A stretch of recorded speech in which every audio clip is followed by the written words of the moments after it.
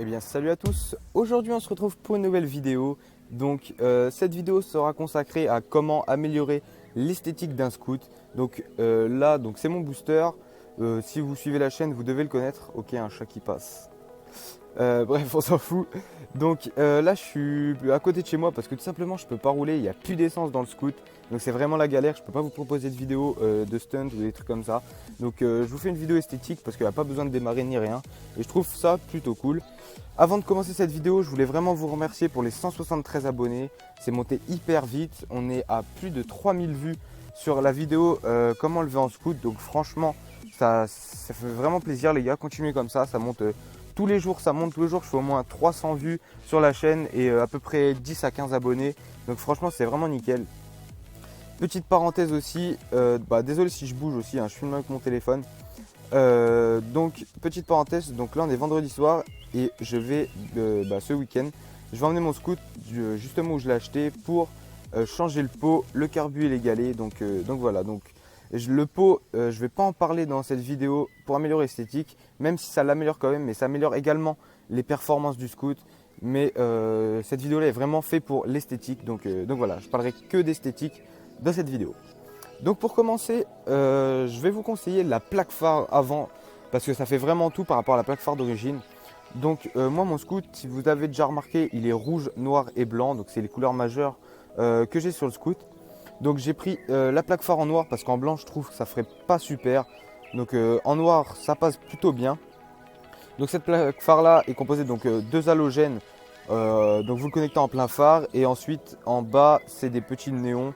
Donc je trouve ça plutôt cool. Donc ça vraiment un conseil pour améliorer l'esthétique du scoot. Ensuite moi vous aurez pu remarquer que c'était pas un naked, donc c'est un Biwiz. Donc d'origine je n'ai pas ce guidon là, j'ai pas ce compteur là, j'ai tout changé. Donc c'est un compteur digital, donc c'est un compteur Koso. Je vais vous dire le prix qui coûte parce que si ça vous intéresse. Donc il est disponible chez Yamaha à 180 €.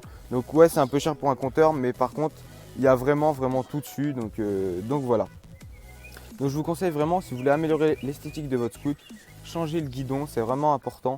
Enfin c'est vraiment important. Si vous voulez vraiment que ça fasse bien, c'est vraiment important. Par contre là il manque juste une pièce ici là.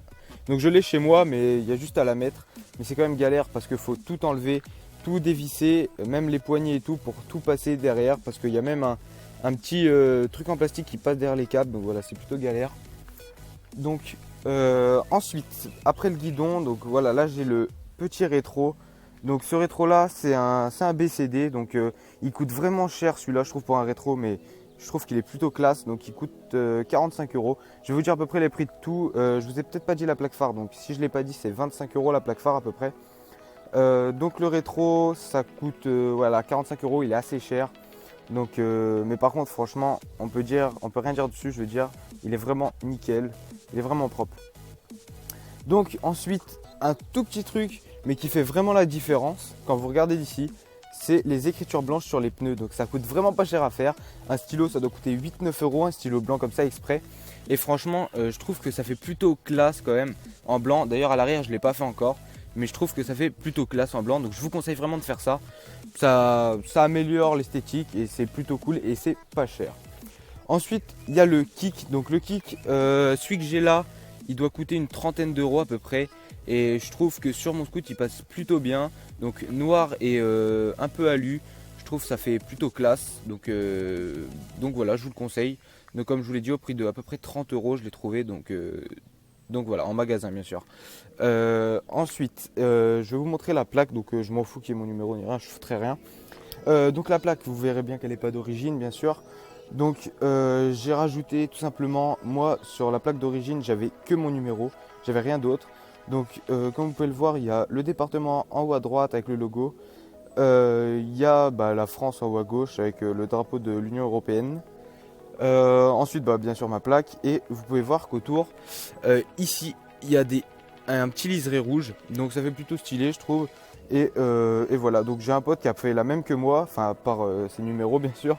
Mais sinon on a la même, donc voilà, je trouve que ça peut faire plutôt classe. Donc si vous voulez acheter une plaque, je l'ai acheté sur un site Vous mettez plaque d'immatriculation sur Google et vous trouvez, c'est le premier site de toute façon pour le faire. Donc ça, je sais même plus, je les ai payés combien. Ça doit être 10 € à peu près ou un truc comme ça, 10-15 €. Et je trouve que ça fait plutôt beau une plaque comme ça, donc voilà. Ensuite, je vais vous parler des clignotants. Bon, mes clignotants, c'est les clignotants d'origine. J'en ai d'autres chez moi, mais je ne les ai pas installés encore parce que tout simplement, sur mon scoot, je vais vous dire un petit projet que je vais faire, mais c'est pas sûr encore. C'est tout simplement enlever tout ça là, faire un support de plaque là pour mettre juste la plaque et enlever tout le noir ici. Et après les clignotants, je sais pas où je les mettrai, mais bon, ça c'est pas tout de suite. On verra plus tard. Donc les clignotants, franchement, je vous conseille, ça fait plutôt cool. Et voilà, ça change un scoot quand même. Donc voilà, je trouve que ça fait plutôt cool. Ensuite, il y a les cale-pieds. Donc les cale-pieds, je les ai pris en carbone. D'ailleurs, ils sont quand même vachement rayés ici. Donc ça, c'était quand j'étais tombé l'autre fois. Donc voilà. Mais franchement, il n'y a rien eu près sur le scoot. Il y a juste une rayure ici.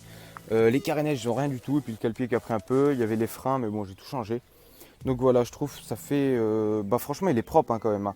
Ça fait 1 an que je l'ai et il est vraiment... il n'y a vraiment pas de rayure quoi presque. Hein. Déjà sur les carénages, il n'y en a aucune. Il y en a juste ici, mais bon, c'est vraiment en bas quoi. Faut vraiment aller pour le voir quoi. Donc voilà. Ensuite je vais vous parler, donc on va revenir au guidon. Je vais vous reparler des poignées. Donc les poignées c'est des Pro Grip. Donc j'ai pris rouge et noir tout simplement pour que ça aille avec le scoot. Donc je les ai achetés sur Maxi Scoot ainsi que le guidon. J'ai acheté les poignées et le guidon et la potence sur Maxi Scoot. Donc la potence voilà, c'est une chromée, donc c'est une STR8 au prix de 25 €. Donc voilà, je veux dire le prix de tout, hein, je vous ai dit. Les poignées, vous le trouverez au prix de 20 € je crois. Et les poignées de frein, je les ai achetés en magasin à 20 € également. Donc voilà. Donc Pro Grip et voilà.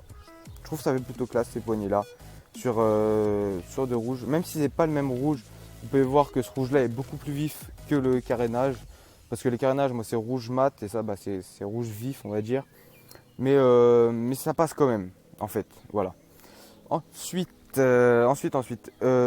le petit tour du Neyman, donc ça c'est vraiment une option. Je l'ai mis en rouge vraiment pour pas le laisser en noir quoi. Mais c'est vraiment pas obligé, puis ça coûte pas très cher, ça doit coûter 5 €. Mais voilà, si vous voulez vraiment améliorer l'esthétique de votre scoot au maximum, n'hésitez pas à le faire. C'est pas très cher et ça l'améliore toujours. Donc voilà, je vais avoir fini de vous présenter comment améliorer l'esthétique. Je vais pas vous parler du pot parce que bien sûr le pot ça améliore énormément l'esthétique mais ça améliore aussi les performances donc voilà, et puis ça coûte assez cher quand même un bon pot, faut compter 200 € quand même. Donc voilà, donc pour petite précision, le pot que je vais mettre c'est un Artec, donc écriture noire, donc c'est un pot, la cartouche elle est blanche et l'écriture elle est en noir dessus Artec. Donc vous inquiétez pas, je vous ferai une vidéo dès que tout sera monté, il n'y a pas de problème là-dessus. Donc voilà. Il manque plus qu'un petit truc aussi à faire, c'est de régler le compteur parce que des fois il déconne un petit peu, ça c'est hyper chiant à faire. Vu que je ne l'ai pas fait monter par quelqu'un, c'est moi et quelqu'un qui l'avons monté parce que je ne l'ai pas monté tout seul bien sûr. C'est quand même vraiment galère à monter.